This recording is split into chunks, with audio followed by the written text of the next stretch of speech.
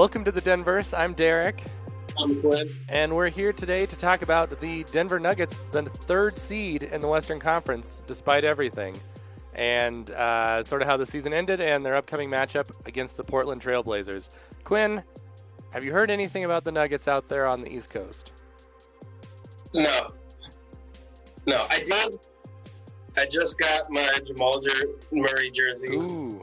For a very long time of being in transit to me. For the podcast listeners, it's one of the black Jamal Murray jerseys, the rainbow blacks, not the red rainbows, the rainbow blacks. I think the best jersey that has ever been worn by the Denver Nuggets. And I got one dude who made eye contact with my jersey, then me. I didn't get any sign of approval, but I was like, they know I'm out here. I've been sending Derek updates on the different Colorado teams that I've seen. Colorado College has more representation in New York so far. So no love except for the Denver people. Well, and from what we've seen of the national media, which a lot of them reside in New York, that's sort of how people have been treating the Nikola Jokic MVP season. That so far, as of this afternoon at least, when we're recording this, has unanimous first-place votes from the voters. So I think that's going to be what we end up taking away from this season, but how do you even think about describing this season for Jokic? I mean, it's been very similar to the Nuggets in the Mike Malone era. Each season, they just build on it. And we'll get into playoff forecasts and whatnot. But I think an MVP season is the natural progression from the bubble playoff performances. It's just weird how expected it is almost at this point. That I still just like the way Jokic plays. I still just expect that one day we'll wake up and he plays the way that he looks. Those floaters and awkward, beautiful post moves are just going to one day stop working. I have that dread in me. And all season, it just hasn't happened. He hasn't been injured. He hasn't even played outside of his game. It's just a little more confident, a little more efficient. And it's resulted in an MVP stat line. And not as flashy as Embiid, not as prolific as Westbrook, but he's the most valuable player to his team. Yeah, and I think that, the Nuggets still ended up with the 3 seed and were the second best team after Jamal Murray went out in the NBA. They had a phenomenal ending to the season, and Jokic had to take on even more responsibility. I think the thing about Jokic, which is the thing about the really great players, and I think that we're going to end up thinking that at the end of Jokic's career, as long as he stays healthy, is that he does something new almost every game that you've never seen before by himself. There are passes he makes, there are just plays that he makes where you're just I've never seen that before, and it's crazy. I mean, it's, the Nolan Arenado, Nathan McKinnon, we've had a lot of that in this town, but we really have never had it on the basketball court in our lifetime where we've just had a guy where it's how did he do that? I guess we had Iverson a little bit. But it was we knew what Iverson was at that point. Yeah, to that point, we've had J.R. Smith who's been oh my God, I've never seen that before. And then also, oh my God, I can't believe he did that. But a guy to be that must-see TV and be the best player on the team and be the leader and be packaged in the Jokic, absolutely phenomenal, well-deserved. And at this point, forget the national media. They're not talking about it because it's such a foregone conclusion. There's no angles that they can play the drama with. He just is the best player in the league. Yeah, and I think even if he has this good a season again, he's never going to be the MVP again. I just think that there's no way that the league will give him a second MVP given all of the noise. So, this is the time to appreciate it. And it's really incredible. The Nuggets have an MVP player, and you only get one. Well,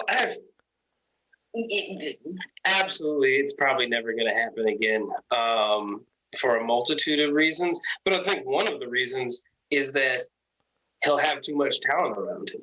Like, he won't be MVP because Michael Porter Jr. might one of these seasons like challenge him for it. And I know that's like pie in the sky, but really there's no way the Nuggets have gotten to this place, especially after losing Murray, without in large part Michael Porter Jr., but then just the cast of role players who have stepped up. I mean, and part of that is also like one of the things we'll remember about this season. Obviously, is the COVID-ness, the fact that there was only 2 months off between the end of the finals and the start of the season. Maybe it was a little longer. It felt like it was 2 months. And part of this for Jokic was he didn't have three players that were going because Porter was out forever because of the COVID thing, and then Murray went down. Like there was 15 to 20 games in there, and I think in this we've seen just a really weird season from Porter because he was okay for a few games at the beginning. Then there was the whole COVID thing, and then he was not good when he came back. And Jokic and Murray were really mad at him.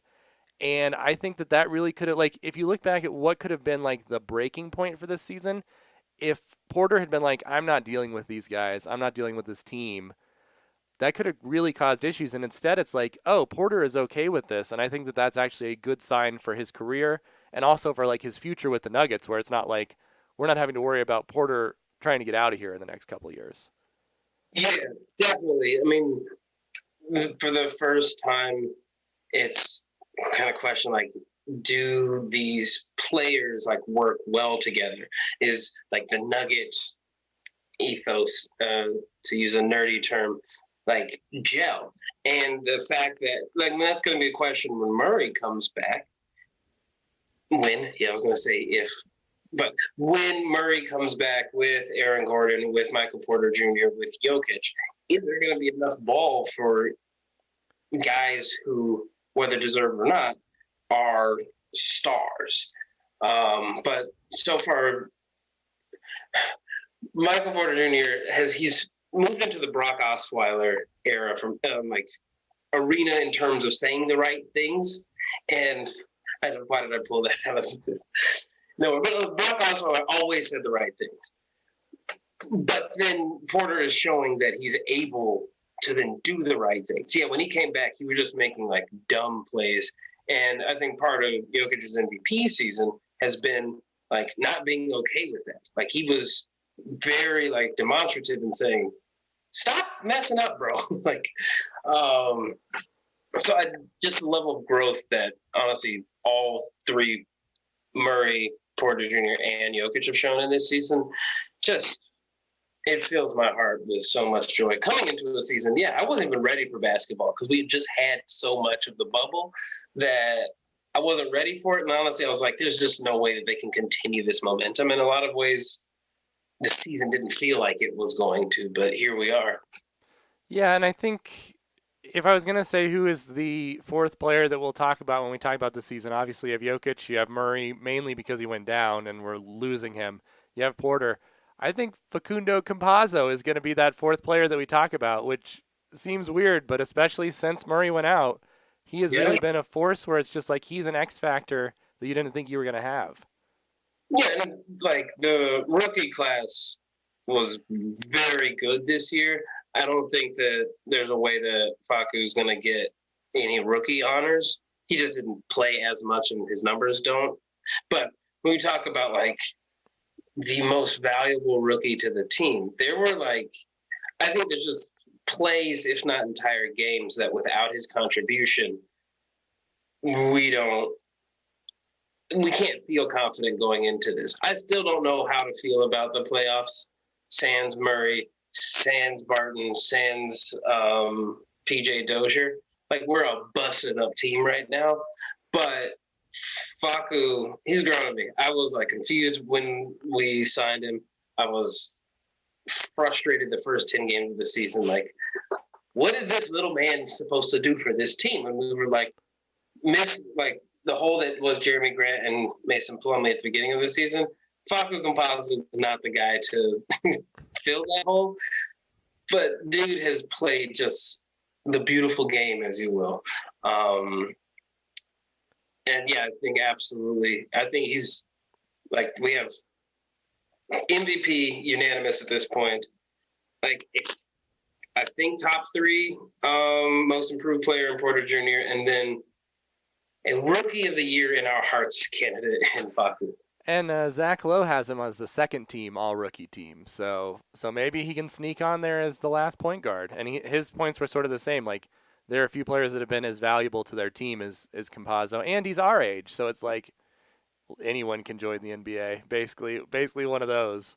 I mean, it helps to be the best player in Europe, like the player of the decade in Europe. But yes, for all of us pushing 30, just to know that there's still a chance. What are you thinking about as we sit right now? Thinking about like we'll look back on this someday. What is your impression of how Aaron Gordon fits on this team after seeing him for a month and a half? I'm gonna first flip a question back to you.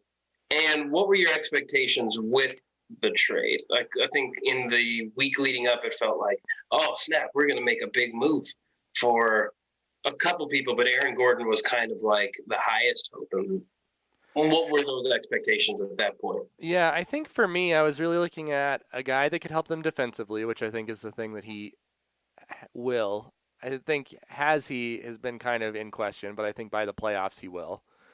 And I was hoping that he was going to be like a Kenneth Faried type guy for Jokic, where it was just like he's going to be a guy around the rim, where he's a second option in there. Obviously, he shoots better outside than Faried did, but that kind of guy that was just like he could make more room for Jokic on the court, and he has not done that at all offensively.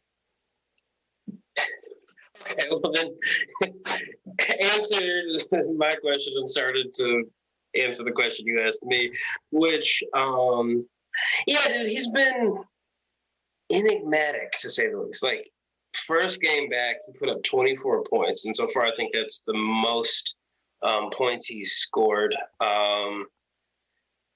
And yeah, I think we've done a good job of not being haters on this podcast and really just like rooting for everyone who puts on the hometown jerseys.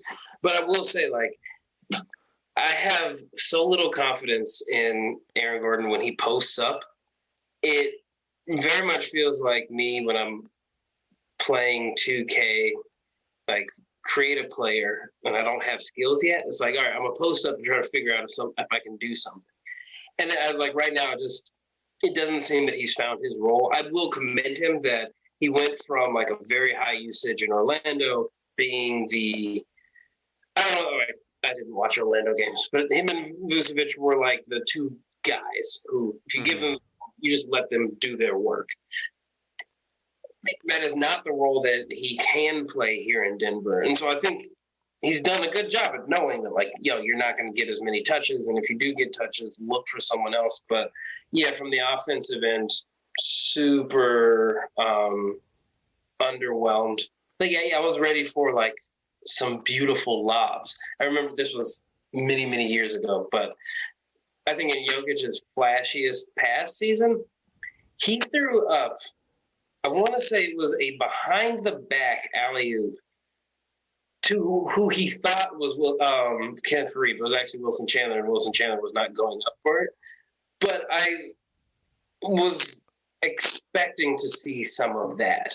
And, I mean, it's difficult, but it just hasn't happened. You'd think especially when Murray was still playing, that the gravity that Porter Jr. and Murray have, that it's going to open it up for AG, and we're just not seeing that. But playoffs is where amazing happens. So, well, and as you were saying that, I was just, if we had gotten Jokic in his prime when Chandler, Gallinari, and Faried were healthy, that would have just been such a fun offensive team to watch. Like it was fun the little bit we got, but it was like by the time it happened, that team had so fallen apart and all of that it was like we're getting flashes of all of these guys, but.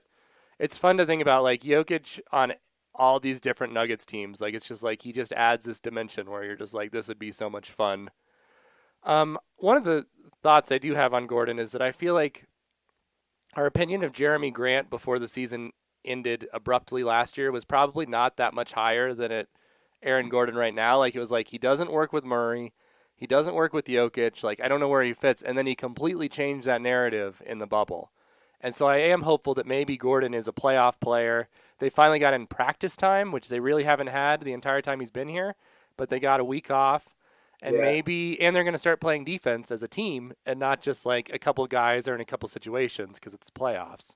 So I do wonder if our opinion will shift a lot of Gordon as we go into the second season. Well, yeah, I mean, taking like what little I knew about Aaron Gordon um, at the beginning of the season and kind of the expectations that I had for Murray, like ideally, well, we know like Murray can just get hot in a way that honestly at this point few players in the league can, but like knowing like that we didn't have Grant or Plumlee, thinking Murray probably was not going to be bubble Murray for the whole season, say that there's like some wiggle room for Aaron Gordon to step up and fill that gap. And I think honestly, MPJ has done a lot of what I was hoping Gordon would do, which was like just the ability to drive in the lane and finish at the rim.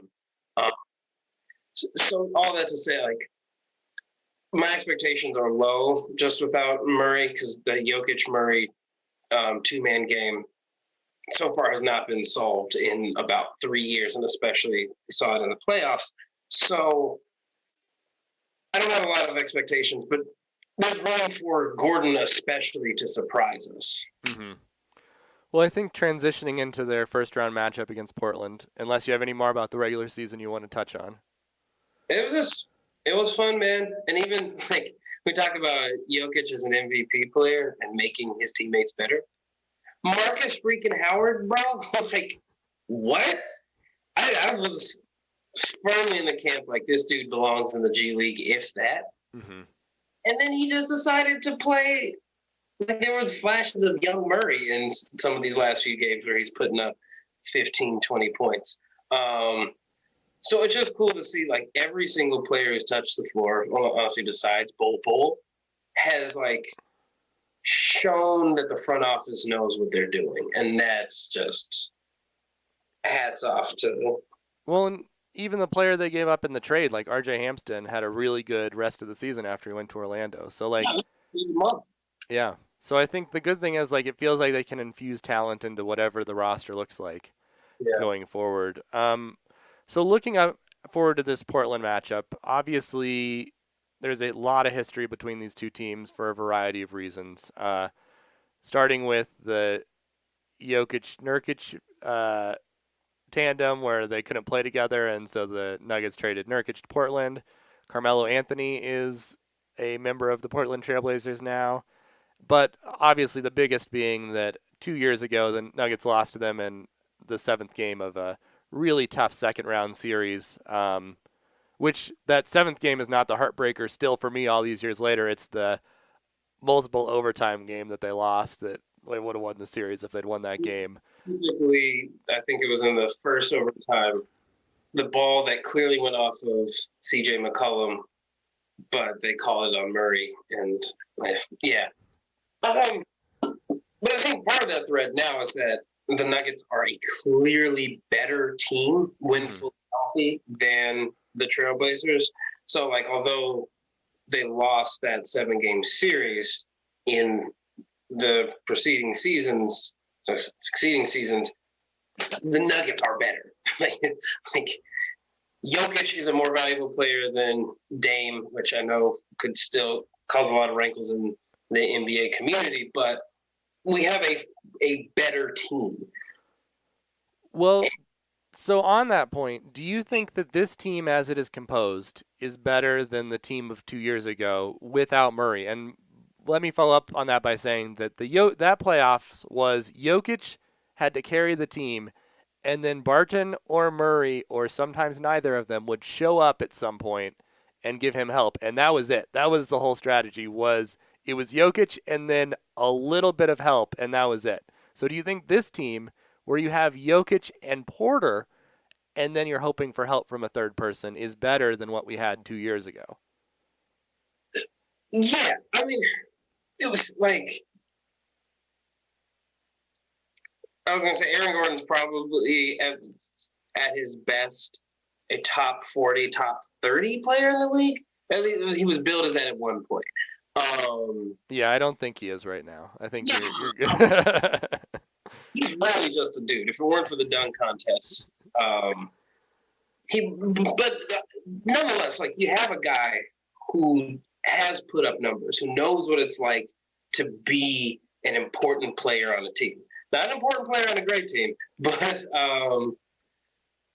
yeah, I'll say even like with like the just veteran leadership that Facu brings, Monte Morris, if he can play healthy, Paul Millsap in limited moments still, especially against a second unit, is a guy who just knows how to bang and get those buckets. Even like I said this, and it's not. I said it on Reddit. It's not true. That like Marcus Howard might be better than Anthony Simons or Simmons. Simons. I don't know. That's part of my point. They're saying the same thing. They're like, Marcus Howard? Yeah, I don't know. Like, what? He's probably not going to see minutes. I'll say, like, inshallah, God forbid that he does see minutes. That means that we've lost someone else. But to answer your question point blank, yes, this Nuggets team, even with the injuries, is better than the Nuggets team that played Portland 2 years ago. But I think then the flip question is that Portland team better. You still have Dame and CJ when they are playing at their best. They are one of the best backcourts in the league. Nurkic, he wasn't in last series, but fully healthy, we should not forget how talented we thought he was going to be for the Nuggets, because he is that for Portland. And then also Melo. Yeah, and I think the thing about Nurkic is that they now have Nurkic and Enes Kanter, who did give Jokic trouble 2 years ago, like two guys who I think Jokic has played much better against since then. But that's two guys that you have to guard Jokic, and that time you had Kanter, and I can't even remember what that white guy's name was. He's the one that got in trouble in Miami. What was his name? Yeah, well, Myers Leonard, and they had Zach Collins as well. Oh yeah, that's right. Zach Collins, I thought was going to be a problem, but I think as much as we talk about injuries, Portland has. I don't know if they've ever been healthy with the roster they thought they were building 2 years ago. Yeah, so I think that that's a concern. Obviously, I mean, yeah, Lillard and McCollum can win you games by themselves, where they just go off in a way that we saw Murray in the bubble. Mm-hmm. We're probably, if the Nuggets are going to win this series, they probably need that from Porter at least twice, where it's just like he's going to take over the game, because Jokic, for all of Jokic's strengths, and I mean he does he does win games for you late. He doesn't take games over, and it's not his fault. He just doesn't shoot the three like those guys, and that is the thing that can just run away with it. Yeah, I mean the up the court rhythm three, like Jokic's release is just slow. It's great if you get the ball moving, but that's where, you'll need absolutely Jokic, Porter, 25 points each on good efficiency, which they are really good at. Porter, the last couple games kind of slowed down, but it's incredible how few games he's played in the league, how reliable his shot has been. But then you're going to need 15 from Gordon, 10 from Facu, 10 from everybody else, really. And that's it's not likely that Dozier, I don't think Dozier is going to be back this series even. And then they say Barton's further behind. So it really would be we won't see a healthy team until if we make it to the conference finals. But that's where it's just PJ Dozier would be amazing against Lillard or McCollum. Because as good as Facu is, he's just, if Dame is hot, Dame's just going to be able to shoot over him. Yeah, and I think for longtime listeners of the podcast, if Quinn's saying we really need PJ Dozier, that's a bad sign. That's not a good sign for what we need for this series. I've come a long way, as have all of the Nuggets. But I mean, PJ Dozier is kind of like what Rodney Hood was to the Nuggets 2 years ago. It was just like a bigger guard who can frustrate your scorer. And so I'm just like, we're a winner's mentality now. The Nuggets have won enough where I get to be entitled to believe that they do it. But I'm not going to walk away with my head down if they fight a good fight and just they don't have enough pieces due to injury to match up. But then also, I'm not going to count out our most valuable player and his ability to take on that burden, especially with a little bit of time for rest. Honestly, I thought it was so stupid that they played starters in that final game against Portland. Yeah, I mean, I think from what I've heard, like the front office really wants them to take, and none of the players or the coaches care at all. And it's like they didn't want to play the Lakers, and the players and coaches were like, well, we think we're good enough, might as well just play them now. Yeah, but your middle was right. Okay, you played, and then you got blown out. So, okay, any final predictions, thoughts? What do you think the Nuggets win this series if they maximize?